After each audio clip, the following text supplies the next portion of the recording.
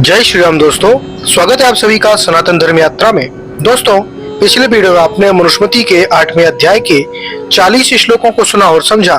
अब आइए चलते हैं मनुस्मृति के 8वें अध्याय के 41वें श्लोक से लेकर 50वें श्लोक तक और आज इन श्लोकों को सुनने और समझने का प्रयास करेंगे। तो आइए सबसे पहले देखते हैं 41वां श्लोक। इसमें लिखा है, जातिनान पदान धर्माश्चेन्द्रिय धर्माश्च धर्मवेत समीच्य कुल धर्माश्च स्वधर्म प्रतिपादयेत। अर्थात धर्मवेत धर्मज्ञ राजा जातिनान पदान धर्मान जाति वर्णों के धर्मों को और जनपद देश धर्मों को तथा श्रेणी धर्मान यानी वणिक वृत्ति कृषि वृत्ति आदि के श्रेणी धर्मों को और कुल धर्मात यानी कुलों में प्रचलित परंपराओं को समीक्षा देखकर स्वधर्म प्रतिपादयेत अपनी व्यवस्थाओं को लागू करे। अब इसके अनुशीलन देखिए तो 40 और 41वें श्लोक निम्न आधार पर प्रक्षिप्त हैं। पहला कारण है अंतर विरोध। मनु ने धर्म निर्णय के कुल और जाति को कहीं आधार नहीं माना है। यह सर्वत्र धर्मशास्त्र धर्म सत्य को ही मुख्य रूप से आधार मानते हैं और साधारण मामलों में देश और काल को भी।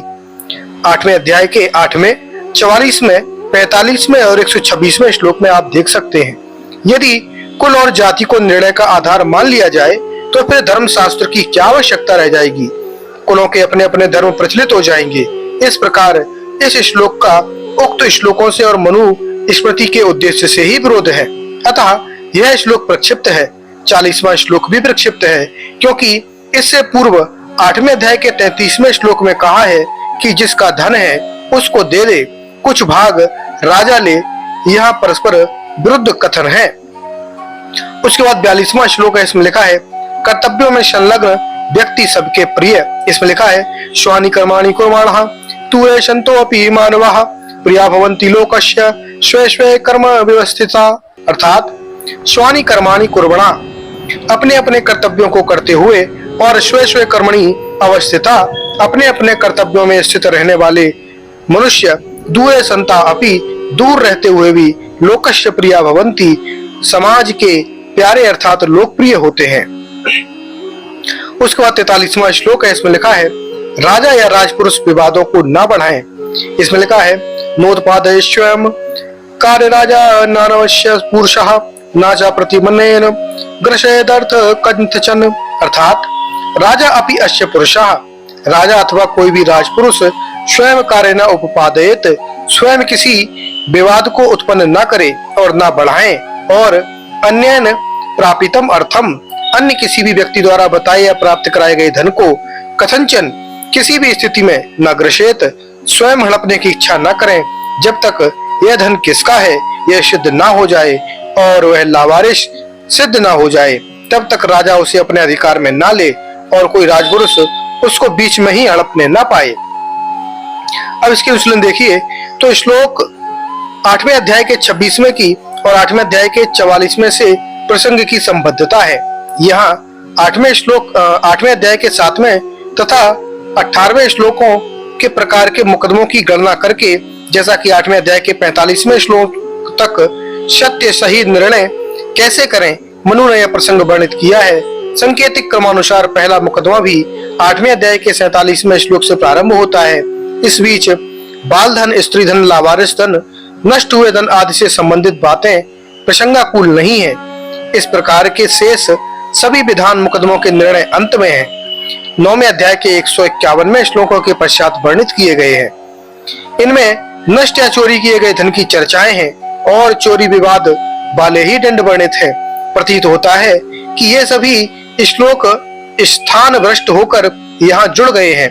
ये चोरी विवाद निर्णय 8वें अध्याय के 301 से 343वें श्लोकों के अंतर्गत होने चाहिए। 8वें अध्याय के 26वें श्लोक की तथा 8वें अध्याय के 44वें श्लोक से प्रसंगगत संबद्धता भी है। इस आधार पर इन सबको प्रक्षिप्त कहने का आधार भी बन सकता है, पर क्योंकि इनमें कोई प्रक्षेप की प्रवृत्ति नहीं है, ये सर्वसामान्य आवश्यक विधान है, मनु की किसी मान्यता के विरोध नहीं करता है, शैली भी मनुसम्मत है, अतः इसे प्रक्षिप्त नहीं माना जाता है। उसके बाद 44वां श्लोक है। इसमें लिखा है, अनुमान प्रमाण से निर्णय में सहायता।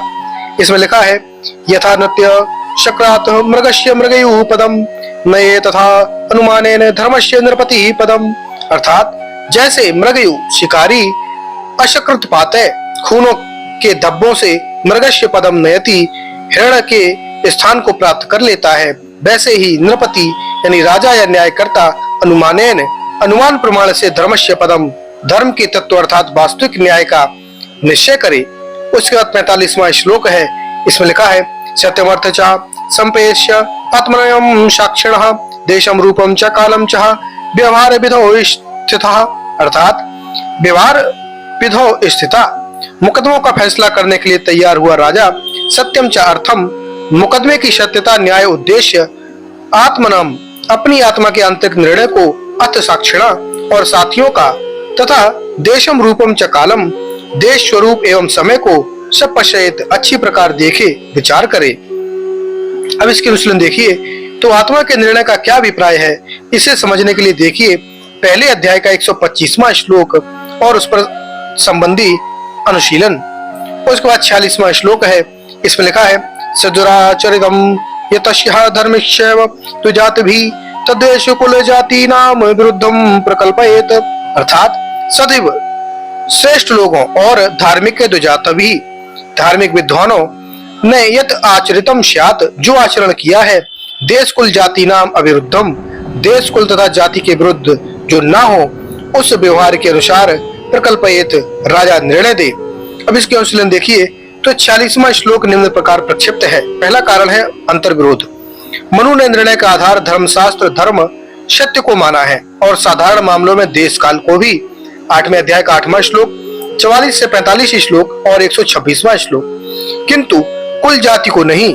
पिछले ही श्लोकों में सभी बातें स्पष्ट कही हैं, किंतु फिर भी अगले श्लोक में प्रक्षेपक ने एक और विधान कर दिया जिससे देश के साथ कुल और जाति को भी जोड़ दिया। यदि कुल और जाति के आधार पर निर्णय किया जाए तो फिर इस धर्म शास्त्र की ही क्या आवश्यकता रह जाएगी। इस प्रकार उक्त श्लोकों से तथा मनुस्मृति के उद्देश्य इस श्लोकों का विरोध इच्छा यह प्रक्षिप्त है। उसके बाद 47वां श्लोक है और यहाँ से प्रारंभ होता है ऋण लेन देने के विवाद का न्याय, जो कि 47वें से 178वें श्लोक तक चलेगा। तो इसमें लिखा है ऋण का न्याय।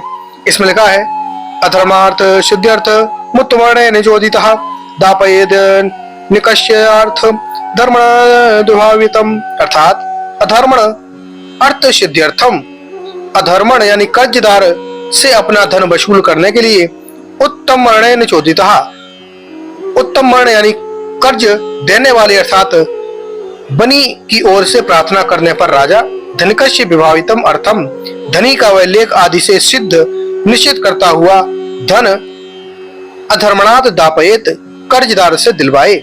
उसके बाद 48वां श्लोक है, इसमें लिखा है यह है रूपाय अर्थ स्वयं प्राप्य यदा दुत्रवाणिकः तस्ते रूपाय संग्रह दापयेत दद धार्मिकम, अर्थात उत्तमाणिका यह उपाय स्वयं अर्थ प्राप्नुयात् कर्जदाता जिन जिन उपायों से अपने अपने धन को प्राप्त कर सके राजा तय उपाय उन उपायों से अधर्मणिकम कर्जदार को वश में करके दापयेत धन दिलवाए।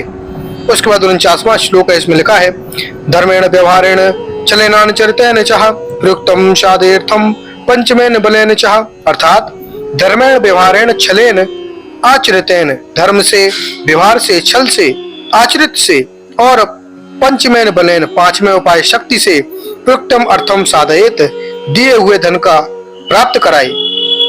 उसके बाद 50वां श्लोक है, इसमें लिखा है या तो एवं साधयेत अर्थ मुत्तमाणो अधि धर्णिकात नाशर अव्यक्तोप्यम स्वकम संसाधनयन धनम, अर्थात जो उत्तमण कर्जदाता अधर्मणिकात कर्जदार से स्वयं अर्थ साधयत स्वयं ही धन का वसूला करता हो, स्वयं धनम संसाधयन अपने धन को वसूल करते हुए वह धनी राज्य न अभियुक्त राजा को नहीं रोकना चाहिए अर्थात उसे वसूल करने दे। अब इसके अनुशीलन देखिए तो 48 से 50 तक के श्लोक निम्न आधारों के अनुसार प्रक्षिप्त हैं। पहला कारण है प्रसंग विरोध। पूर्वापर श्लोकों की प्रसंग न्यायालय में साहूकार द्वारा प्रार्थना करने की विधि का है। इस बीच किन किन उपायों से धन दिलावे आदि बातों का वर्णन असंगत है। जब साहूकार न्यायालय में प्रार्थना करने के लिए आया हुआ है तो वह न्यायालय के माध्यम से धन प्राप्त करेगा।